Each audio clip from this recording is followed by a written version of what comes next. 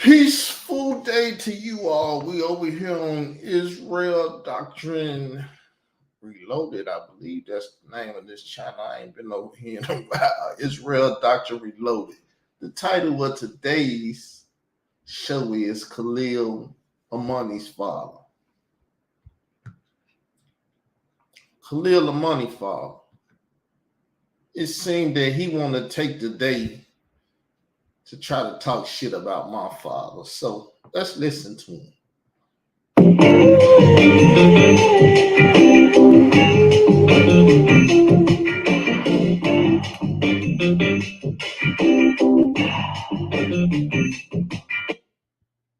Life. Yes, she does. Music.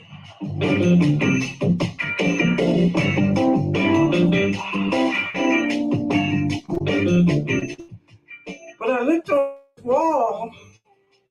I said, Gwinnett Greer has a lot to say about moi, Khalil Amani, and my relationship with my father.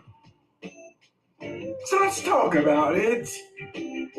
See, cause if we doing playing fair, I never talk shit about this nigga father. Really, he whooped his ass. That's probably the most I ever said about his father. Cause I felt sorry for his father. His father had a whorish wife, and it is what it is. So I never spoke about his father. But see, when you whoop a nigga ass so bad that he gotta go and run and jump on the queen and do other things, when he feel like he got a chance to talk shit about your father, that's what the bitch ass nigga do. It's all good though. It's all good. Y'all hear me? Got his porn music on, doing his porn thing. He's a very happy guy right now. Should I say he's even G-A-Y? The original meaning of G-A-Y. And his father thinks he's one of those type of fellas too. It ain't no hearsay. I'm gonna let you hear him tell you. First and foremost, has any of you all out there in YouTube land, any of you all in the YouTube streets, have you ever seen Gwinnett Greer's daddy? Joke the shit out that nigga. Cause see, he out here playing with people's fathers. Now, I give it to you. He sound like the Pale Arab when he was in the black chat fucking with black people and was like, he told this one black dude, you probably ain't even got a father. You know, that's a joke in the black community. That's how you talk shit to black people. You probably ain't even got a father. Where your father is? Who's your father? Right? So that's the type of game he done went to. He got to sleep. He got to stick low. Been fucked up. He can't talk about DJ K. Slay. Swallow my spit.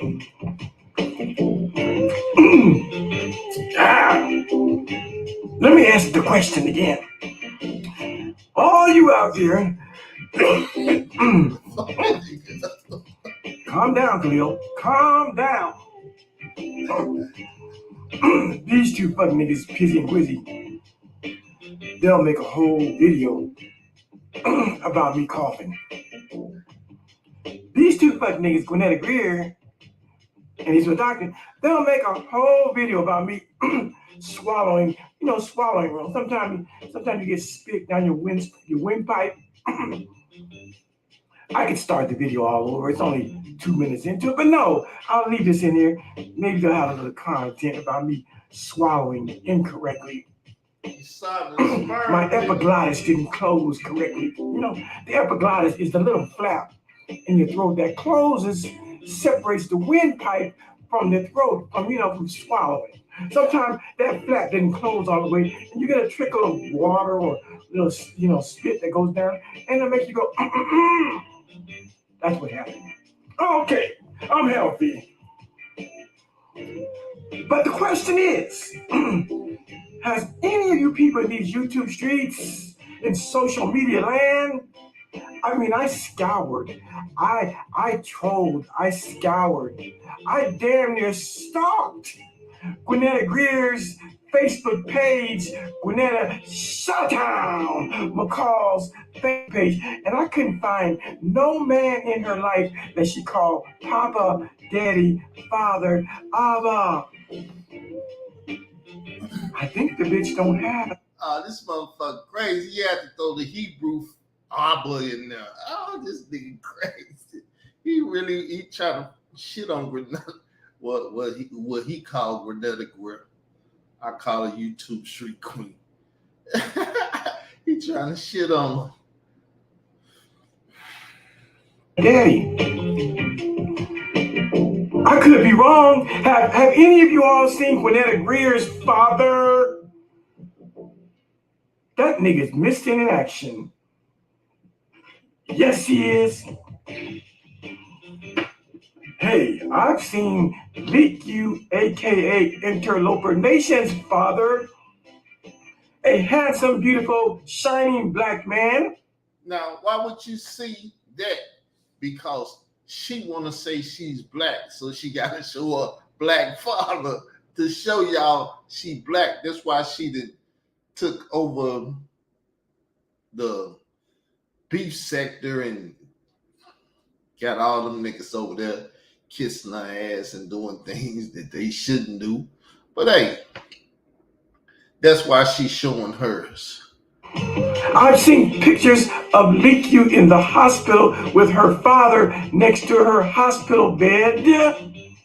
I've seen pictures of Leak-U standing next to her father as a child. Clearly, Leak-U has her black father in her life. But I ain't seen Gwinnetta Greer's father nowhere on social media. Furthermore, has anybody seen a picture of Carl Albert Davis, aka Israel Doctrine, aka Pizzy, and his daddy together? No, because I don't put them on social media.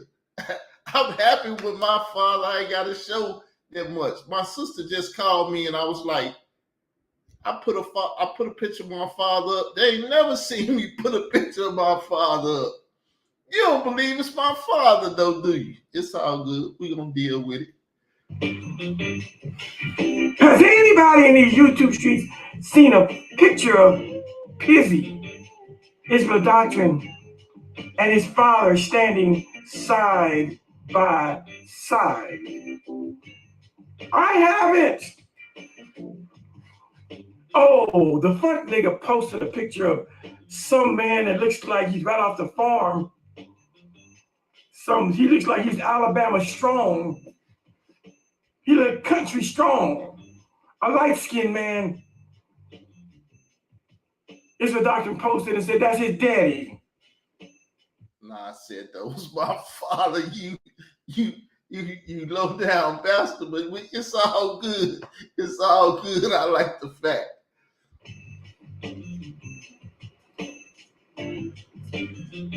Okay, right. Israel Doctrine, that's your daddy. But you gotta do better than that, fuck nigga. Can you believe this fuck nigga came on this Sunday, June the 16th, Father's Day, thinking about Khalil Amani, and he posted a picture of a man whom he claims is his daddy. Wouldn't it have been nice to post a picture of a man and you together in the same picture? Now, see, he wanna dictate how I do what I do on social media. Bitch ass nigga, you can't dictate how I do what I do. You can dictate me talking shit about you once you start talking shit about me. But you don't dictate that.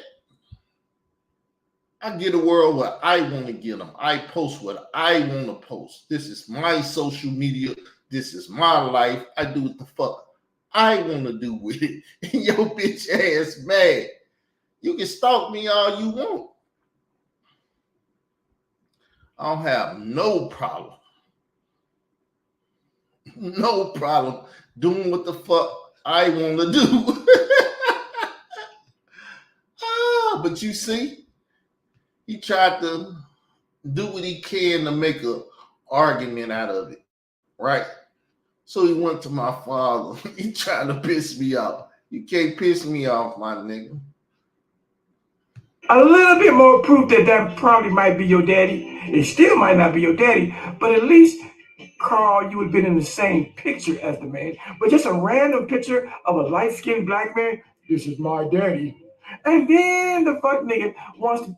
Why are you misquoting me? I said father. Do you know what the fuck a father is? No. Because you had a daddy that whooped your ass or whatever. I don't know. We're going to hear you talk about it, though. Do some dick measuring. He wants to measure dicks with Khalil Amani, and he posts some shit like, we could go to it. We could go to it. I don't have it up, but let me get it up. Talking about my daddy. Can I, basically he's telling him, can I post a picture of my daddy? Well, by now, I have littered my community wall with pictures of my daddy. But this is what prompted it. Let me show you what. Well, let's get that community wall because I haven't seen it. I'm eager to see pictures of his daddy, but you can see in the video we have a picture of his daddy.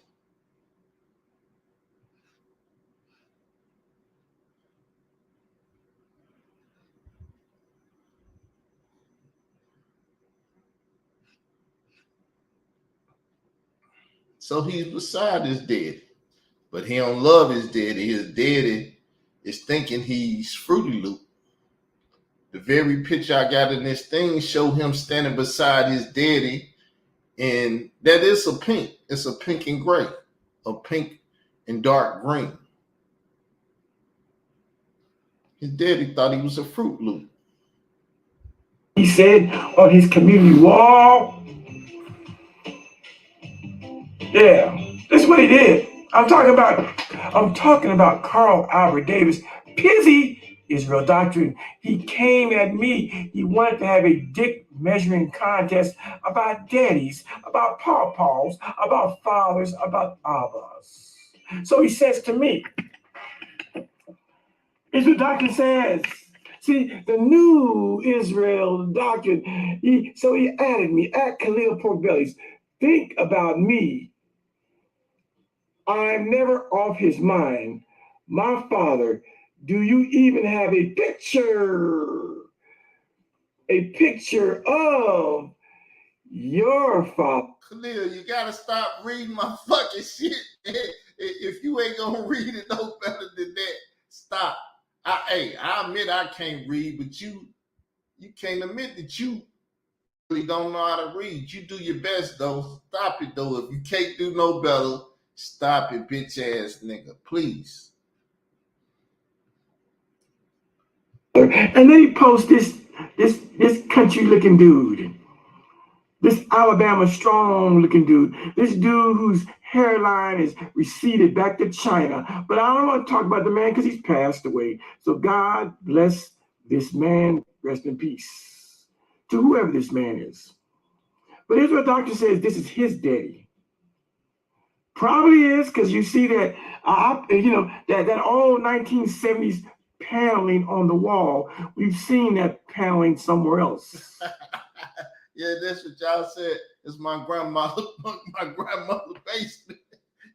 See, he is starting to hit him. He said, I don't want to do that, but this shit look like it's legit. It might be legit. I'm about to bite my tongue. Hey, man, get the fuck out my side chat with this shit. All right, pit boss.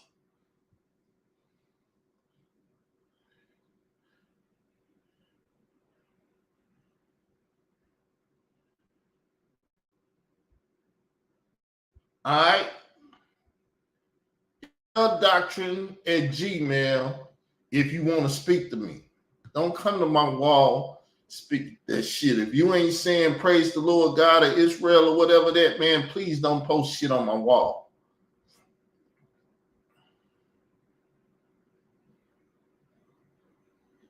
Don't give a fuck about them niggas.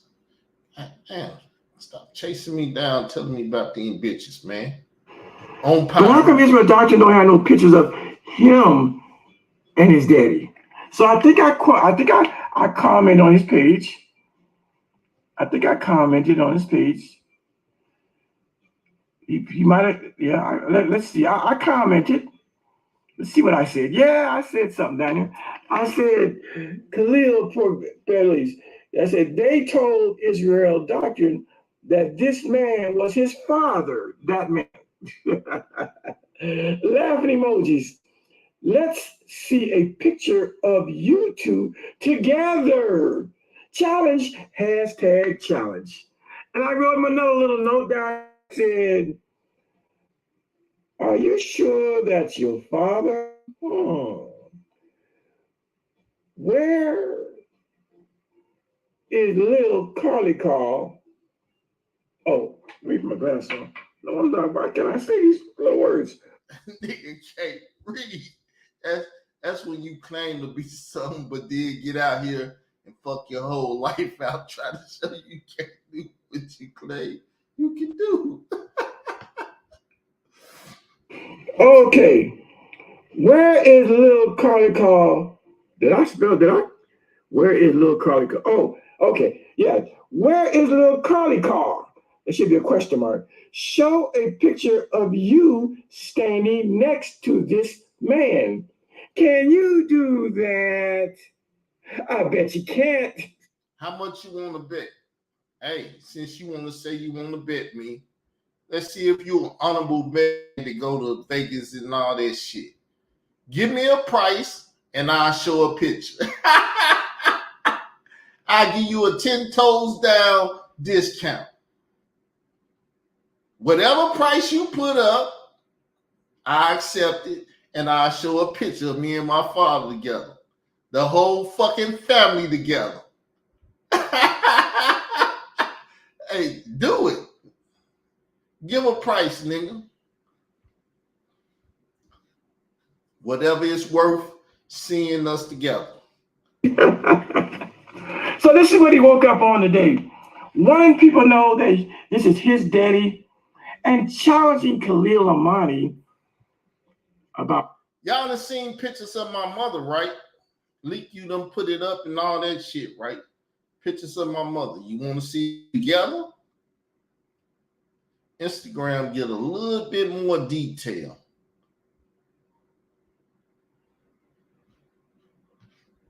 Instagram get a little bit more detail. So let me show y'all some Instagram stuff.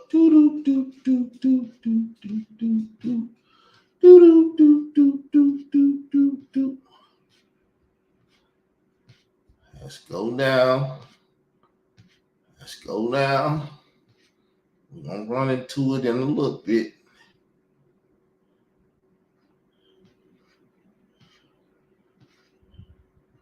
Let's go down. We're going to run into it, y'all.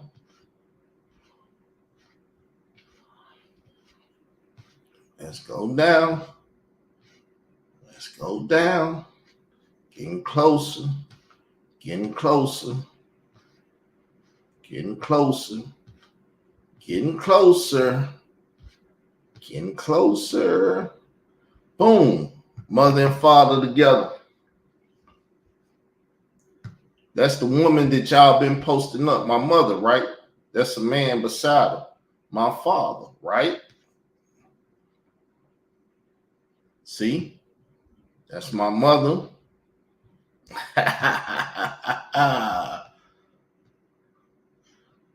Father and mother. My father, my mother. I got some more pics for you. Let's see. I think they on here again. Father and mother. Mother.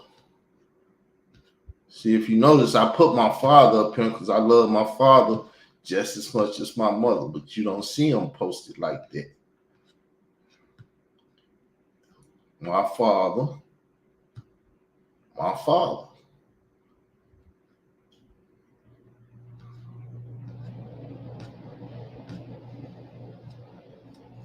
So, believe it or not now, can I hear the chat speak on if they believe that's my father or not?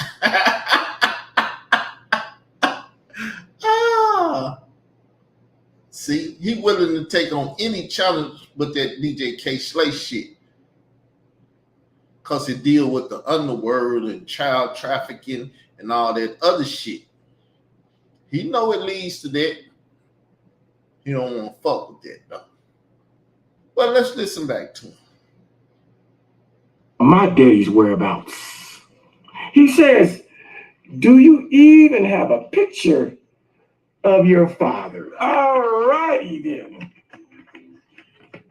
But this is more about Gwinnetta than Pizzy, but I wanted to start out by showing you what prompted, y'all like my new snap? He can't fuck with me like I'm gonna fuck with Gwinnetta. Because this nigga here, he got pictures of his father. He got pictures of his ass next to his father.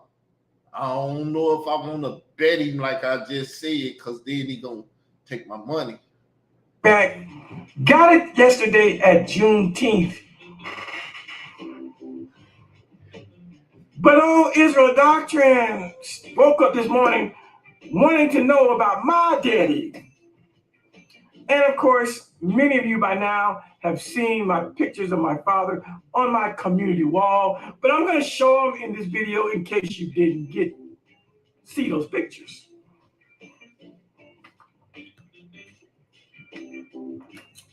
But Gwinnetta Greer, at least Pizzy, at least Israel Doctrine has some representation of a man who he claims is his father. But where's your pictures, Gwinnetta Greer? How come there's no pictures of your daddy on social media? I mean, there might be, but I ain't seen them. I'm looking at you. I'm looking at Gwinnetta Shutdown McCall's page, and I don't see no pictures of a man that you would call father. But see, the problem is, Gwinnetta Greer, you have a lot of venom and vitriol about my father and my relationship to my father. See, the thing about Khalil Amani, I have shared and I continue to share my world with you. And when I tell you these little off-color stories, these little negative stories about how I was raised as a child and the abuse I suffered, and that indeed and in fact my father was very abusive to my mother, and he was abusive to me and my siblings, I freely share these stories with. See, I ain't got no stories like that. My father, I don't think my father ever whooped me. He smacked the shit out of me one time. But I can't. My brother told me he whooped me when I was younger because I started calling him by his government name, Albert. But before then, he was father. That's what my brother said. I was too young to know. I was like, when the fuck did I start calling him Albert? Because everybody called him Albert. So one day I took it up on myself. Shit, I'm going to call him Albert. That's his name. Because I believe you ought to teach a child your name. What's your mother name, mama? What's your daddy name, daddy? That I don't like that shit. So I believe you ought to teach a child your name. And then let them know, call you by your title more than your name.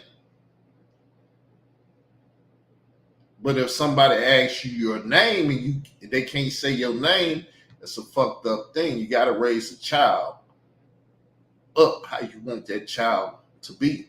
You all.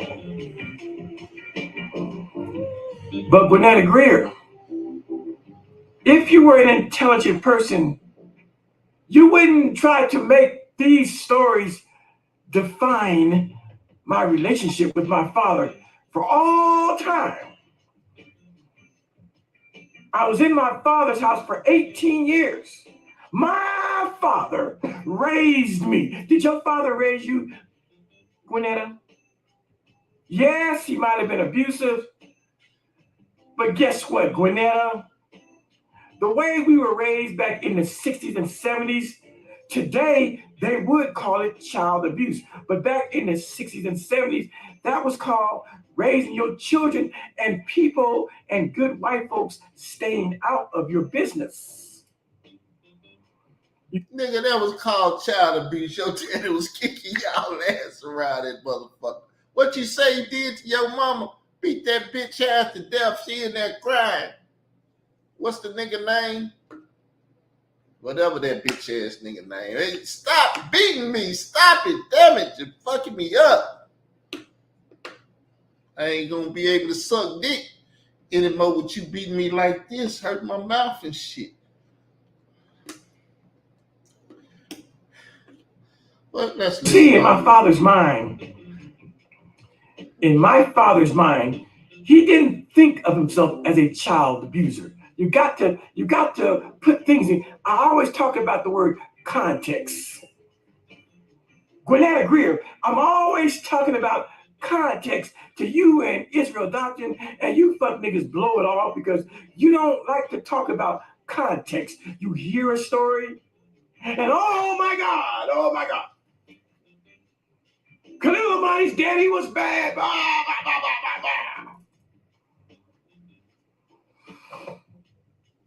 Context is the key word.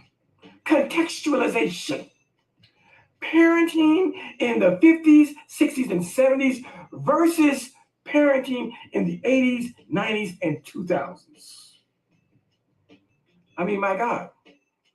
Today, a child can pick up their cell phone and dial 911 and have CPS, Child Protective Services, at their front door like that.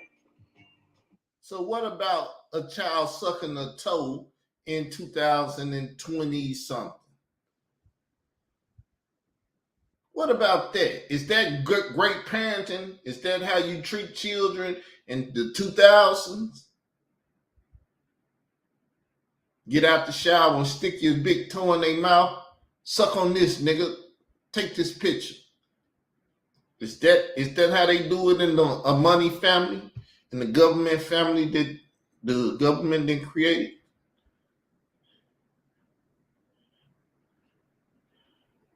But I'm going to do this, bring it up. Now we're going to go down this same point over here. And you know we dealing with the same freaking not like that.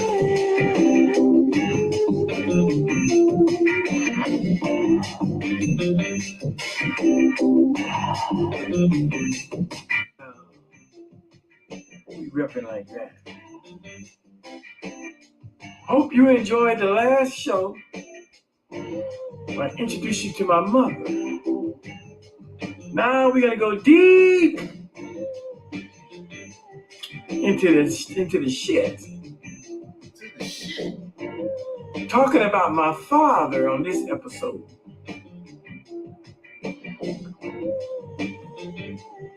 That's right.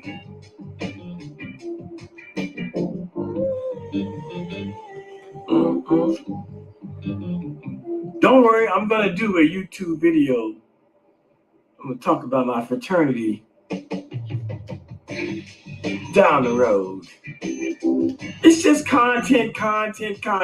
Ooh, We talking about my father though. It's where the shit gets thick. Shout out to my beautiful mother, the Queen Bee, Gary of Belzoria Clark. But now, oh, I'm bad.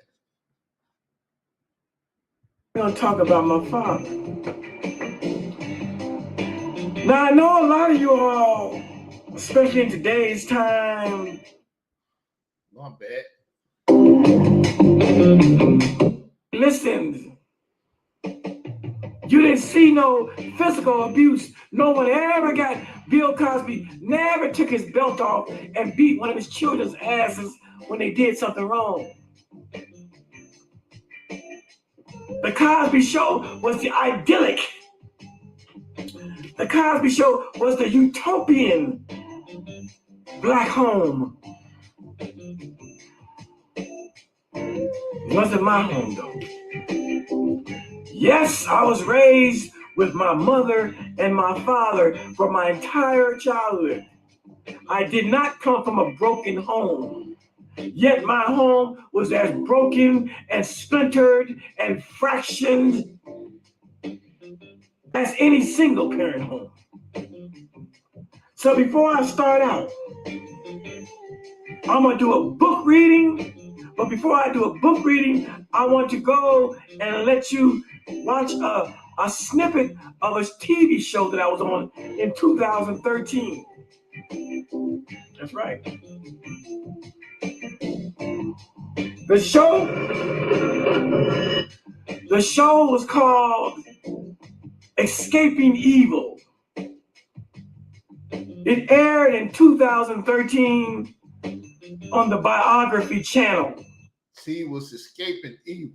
His mother had died, and his father was kicking ass at the house. He was escaping evil. He went to Yahweh ben Yahweh, then he had to escape their evil asses.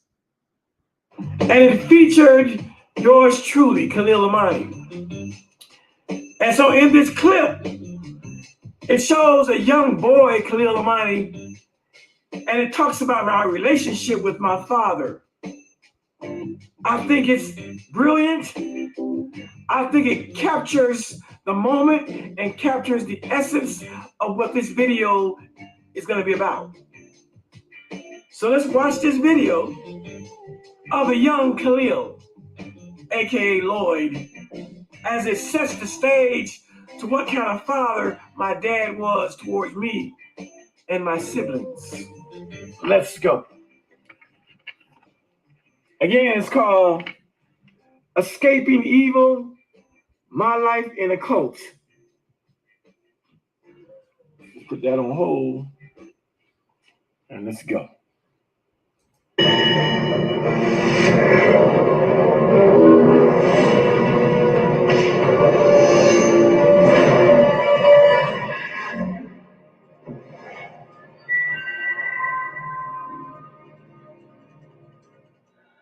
My name is Khalil Amani. Most of my formative childhood was in Miami. And 4 boys, 1 girl, mom and dad, full household. Before he becomes Khalil, he is born Lloyd Banks in 1960. See, they say his name is Lloyd Banks, but his name is Lloyd Rodney Clark. See, these documentaries don't be right. I've seen this documentary. It's a couple things off. As a kid, he has no idea he would one day renounce his birth name and fall under the spell of a violent cult leader. I grew up as a Christian in the Baptist church. I've always been a child who wanted to go to church. I was baptized at about 10 years old. So I was always a spiritual kid. My relationship with my father was non-existent. Never held my hand, never hugged me. Although he was there the whole time, clothed us, sheltered us, but he never had a relationship with us. Like there was never a day when we went out to the park, played ball. He never rolled around on the living room floor with us. He just there, high and by, nothing more, nothing less. The only time my father touched me is when he was spanking us. I don't know my father's touch. Never had. His emotionally distant father creates a void which Lloyd seeks to fill through other role models. Look, you're a very bad father. Don't fuck with the boy, because you got to go seek it from other men. K. Slay was his father figure. That's why he said that's his hip hop boss. Whack 100, father figure. Yahweh ben Yahweh, cult leaders and shit and everything. When I was in the 5th grade, I actually had a social studies teacher who was really good at just allowing us to see what was going on. We're talking about 1968 when you had like Kent State and Vietnam War and, women's lib was coming of age, the Black Power movement. We were talking about it. The LGBTQIA plus movement. School, but I'd go home and I wasn't reinforced at home. By the time Lloyd is in college in 1979, he views religion with a more open mind. One of my biggest hangups by this period was like, why is Jesus white? The guys from the Middle East. Oh, daddy, a hermit and an introvert. All right, I'm gonna stop there.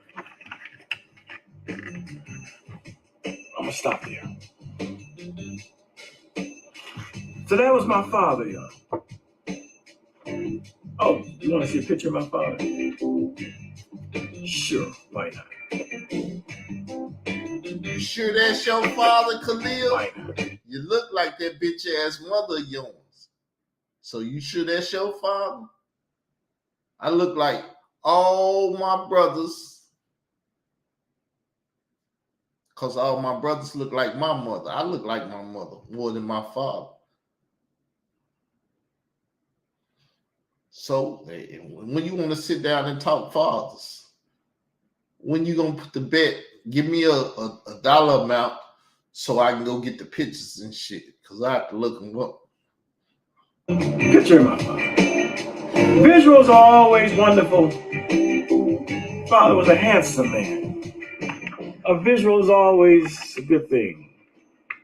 That's my father. I guess he was in his early 30s, maybe. A handsome man, right? Yes, he was. He was very handsome. Yeah. Leroy Clark Sr. Leroy. I guess he's a Bama too.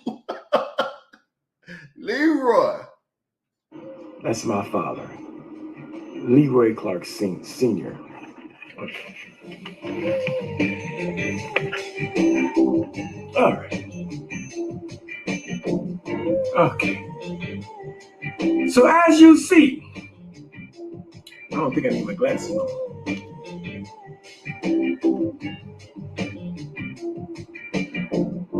I'm painting the picture of what kind of man raised me. Lee Clark Sr. A stern disciplinarian, a man who didn't take no shit from none of his kids, a mean old bastard. This is what some of you people who were raised with single mothers have missed out on. Some of you who wished you had a father, you better rethink that. You better wish you had a good father. Because I didn't have a good father. I had a mean and menacing father, a man who struck fear in us. Oh, yeah. So let me tell you about at least 3 ass whippings that man put on me. Ass whippings that will stay with me for eternity. Even after I die, I probably will still be in heaven or hell thinking about how daddy put that belt to my ass. As I said in my book, all 5 of us, we were good kids. We were not in gangs. We all made good grades. We all graduated from high school. We were good kids, man. We were good kids.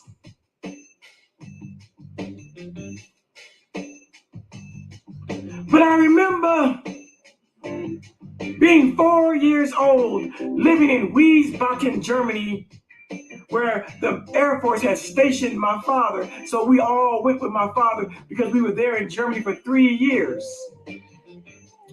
And I remember this one day, we were living in, they called it base housing. Basically, it was Air Force projects. Air Force projects, that's what they were. but they were nicer than the projects. But they were apartment buildings on the Air Force Base. They called it base housing. So we were living on the third story of these apartments on the Air Force Base. Mom and Daddy had gone off somewhere. See, back in the old days, your mom and daddy, they would leave you. They would leave 4, 5, and 6-year-olds together, leave you in the house and go off. Yeah, we won't do that today. But back in 1964, I was 4 years old. I had a brother who was 5 and a brother who was 6. And so, Mom and Daddy went off somewhere, and they left the 4 boys at home. My sister hadn't been born yet. She was born in 66. This was 1964. And the 3 of us, the 4-year-old Khalil, the 5-year-old Larry, and the 6-year-old Lee Jr., we decided to take paper. We decided to take paper and make paper helicopters and paper planes. Let me see. We used to make paper planes, something like this. Something like this. Y'all remember that? Making an airplane and you fold it like this. That shit fucked up. Something like that. No. Yeah. I think you had a terrible child. Fold it like that. And you fold this one like that. Oh, shit. And you got a little airplane. Something like that. There we go. There it goes. No, Khalil. Like the little airplanes. We were making airplanes and helicopters. And then we had this bright idea. Let's go and open up the 3rd floor window. And let's throw the planes out the window and the helicopters and watch the wind take them, all over the lawn. You see, my daddy was a military, what they call him, secretary. His job, he was a secretary. So he would bring home these reams of white paper that we would just draw on. Oh, we loved it when he brought home that paper. We could just draw on it and do stuff and color on it. But this day we decided to make paper airplanes. That's a pretty good airplane, don't you think? Hell no. And we opened the window of the 3rd floor. And after we made about 50 airplanes and helicopters, we commenced to throwing them out the window from 3 stories up.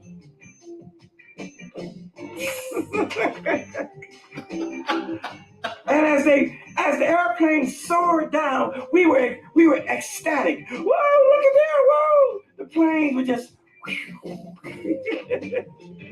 we were throwing these planes everywhere. Never thinking that somebody's gonna have to go downstairs and clean that shit up. And so anyway, one of our white neighbors happened to see us 3 boys hanging out the 3rd story window, throwing airplanes and helicopters out the window.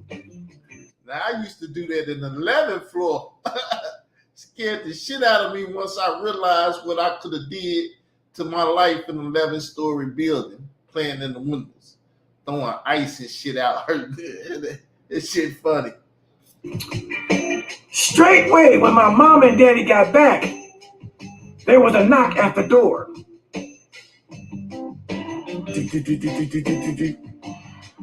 It was the man from downstairs who wanted to let my mom and daddy know that their 3 children were hanging out the window, throwing helicopters and paper airplanes out the window.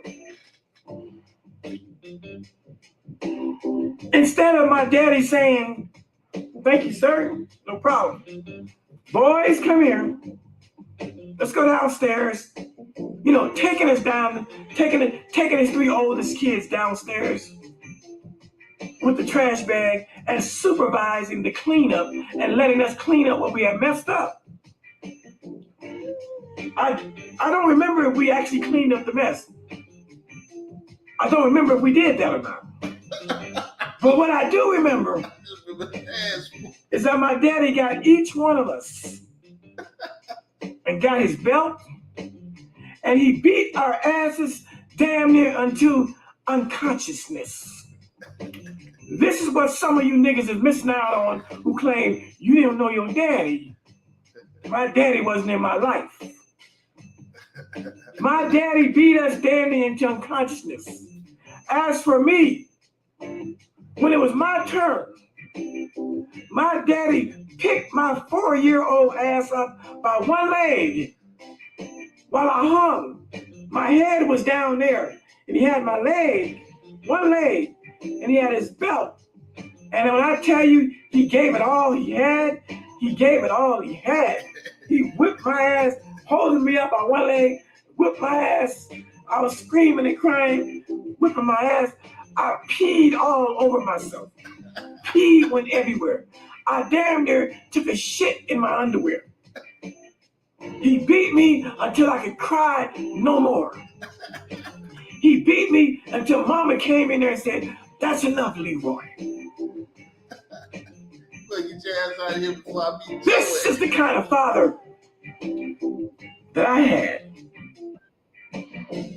Were we justified in getting our ass whooped for being 4 and 5 and 6-year-old boys throwing paper planes and helicopters out of a 3rd-story window?